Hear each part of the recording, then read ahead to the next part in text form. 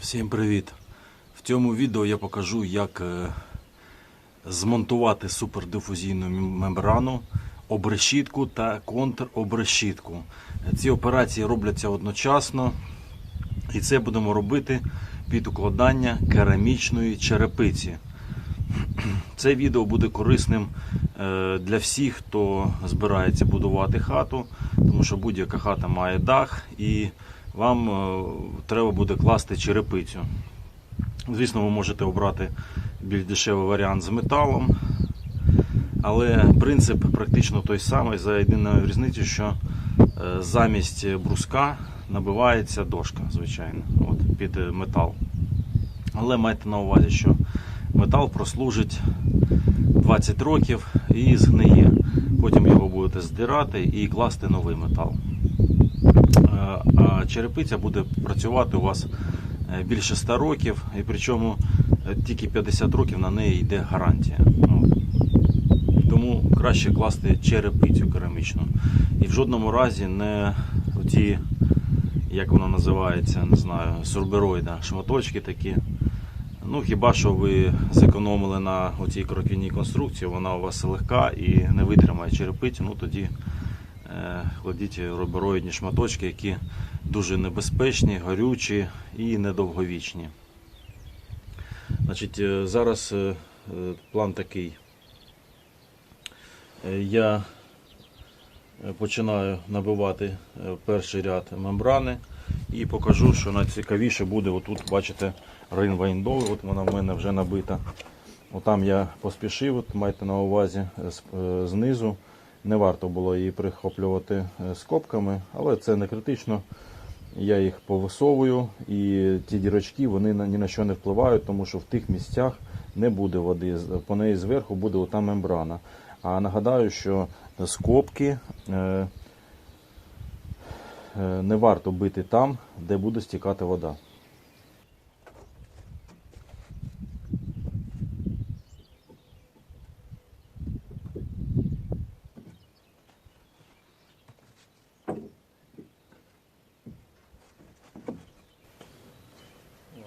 Так, дивіться, я не показав одразу. Нагадаю, що це те, що як робиться правильно карнізний звіз, я вже показував в попередніх відео. От, в мене розрізані всі дошки, от її одна частина, оце її друга частина. Отак вона буде забиватись. От, і між ними піде мембрана нагору сюди. От, завдяки цьому нам не потрібна та сіточка від птахів. Тобто вся вентиляція буде здійснюватись через оці реснички. Все, починаємо. І вони в мене всі пронумеровані, щоб вони співпадали одна з іншою. Хоча, як показала практика, це не так критично, можна було і не нумерувати, якщо воно трохи не співпадає, це не страшно. Так, далі. На мембрані є отут низ. Тобто ми вже відміряли і відрізали з запасу.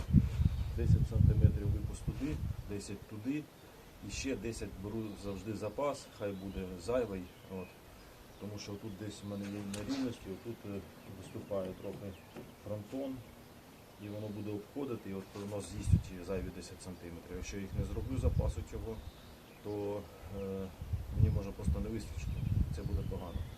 Тобто відміряв, відрізав і починаю монтувати. Оцей нижню плівку я не знімаю наклейку. Я її зніму, буду проклеювати, коли в мене вже буде набита обрешітка.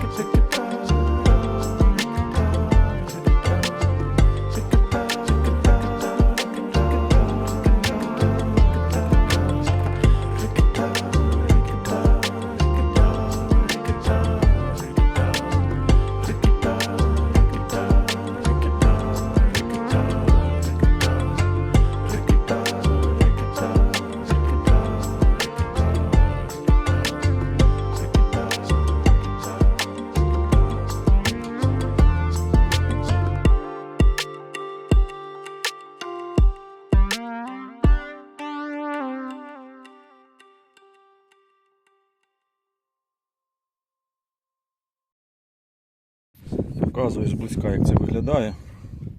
Ось коли ми підійшли до стіни, я зараз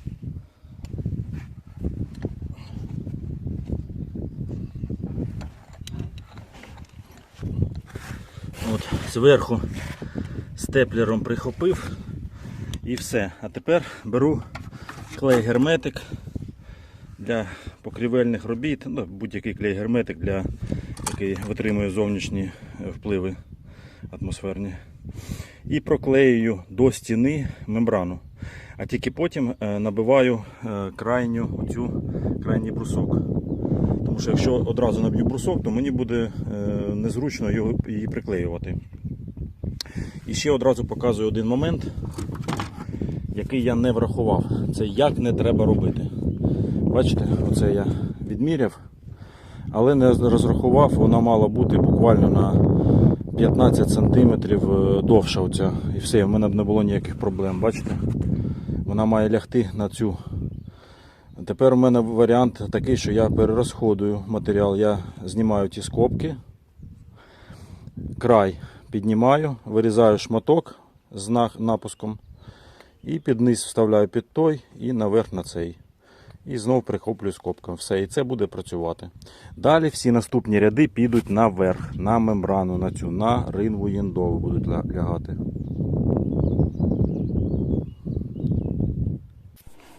Ось так промазюкали цей клей герметиком безперервно по всій довжині. І тепер приліплюємо мембрану, і тут нюанс.